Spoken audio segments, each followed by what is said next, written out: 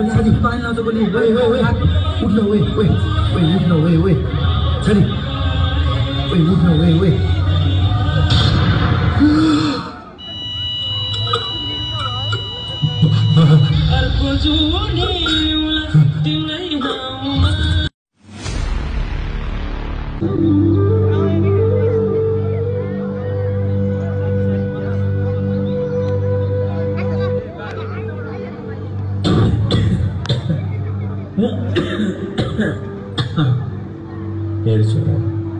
अब मेरो सहारा भनेकै तै होस्। अब तैँले नि केही न केही त गर्नुपर्छ। म बुढो कति नै बाँचो होला र खै। ए बा यस्तो नभन न, म छँदैछु त। अब तिमीले पनि यस्तो भन्न लाग्यो भने म कसको सहाराले बाँच्ने? हस् बा, औषधि खाएर सुत, भोलि कुरा गरौँला। नेपालमा अहिले भइरहेको करप्सन विरुद्ध आम जनताले सोसियल मिडियामा लेख्ने बोल्ने र नेताहरूको छोराछोरीको ल्याभिस लाइफस्टाइल कसरी भयो भनेर आवाज उठाइरहँदा सरकारले सोसियल मिडिया दर्ता गरेको छैन, ट्याक्स तिरेको छैन भन्ने न्युमा सोसियल मिडिया ब्यान गरेको छ। यसरी जनताहरूको आवाज दबाइरहँदा जनताहरूको आक्रोश बढेसँगै भ्रष्टाचार विरुद्ध शान्तिपूर्ण आन्दोलन गर्ने भन्ने सुन्नमा आएको छ।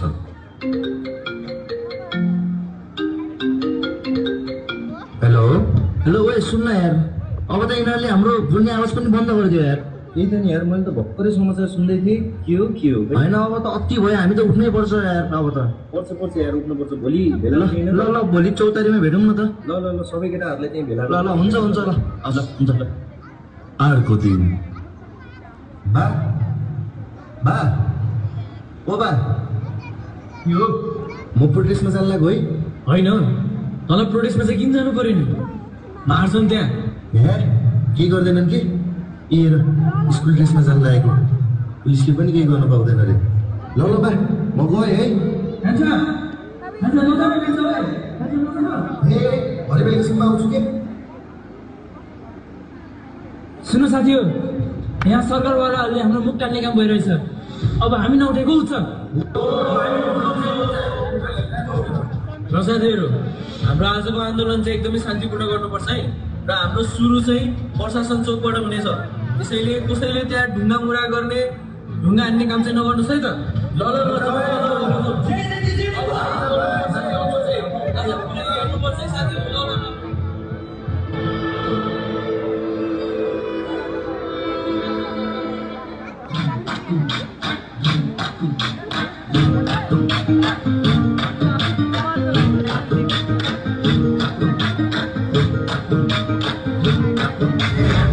बाठो मान्छेलाई त यो देश फेरि सही हो।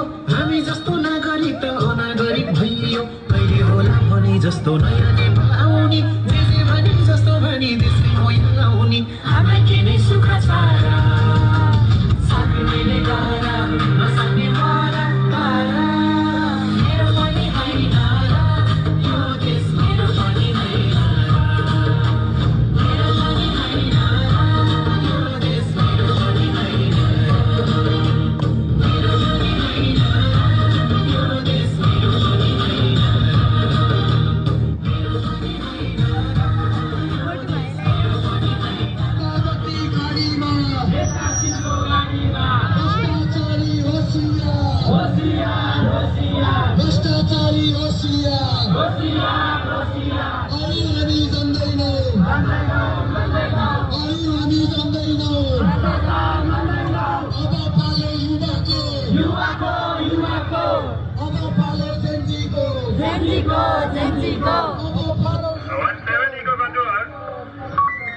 आन्दोलनकारीहरूले दबाब दिन थाल्यो भने रबर बुलेट युज गर्नु र आफू सुरक्षित हुनु।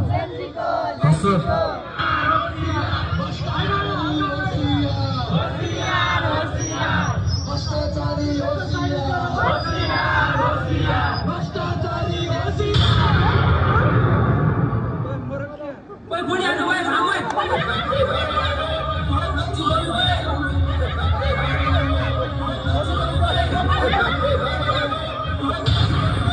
ओए सानी ओए सानी पानी लाउँछ बोली ओए उठ्न ओए उठ्न ओए सानी उठ्न ओए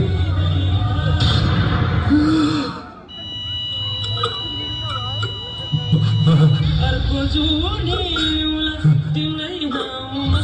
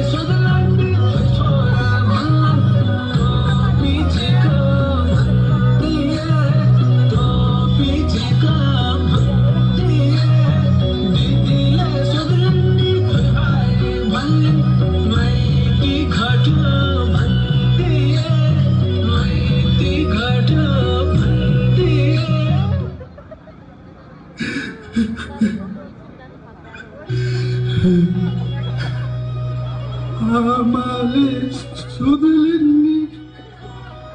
छोरा भन्ने सही भयो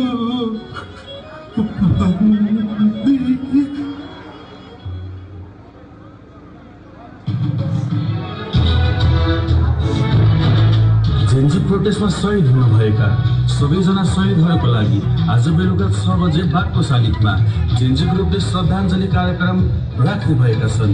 कृपया सबैजना उपस्थित भइदिनु होला र शहीदहरूको आत्माको चिर शान्तिको लागि कामना गरिदिनु होला।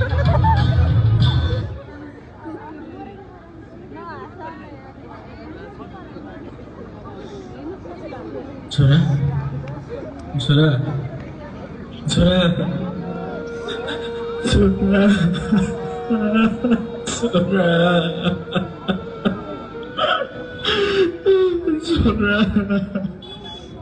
छोरा उठ्न छोरा छोरा उठ्न।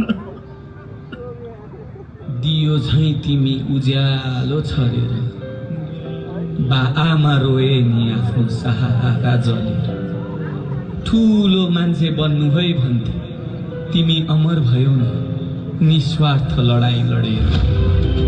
फेरि यो वज्रपात कसैमा नपरोस् है कसैको सहारा आगोमा डढाउनु नपरोस् है। एउटै बिन्ती कि सुन्छौ सब खड्गरामा न्याय पाइन्छ कि अब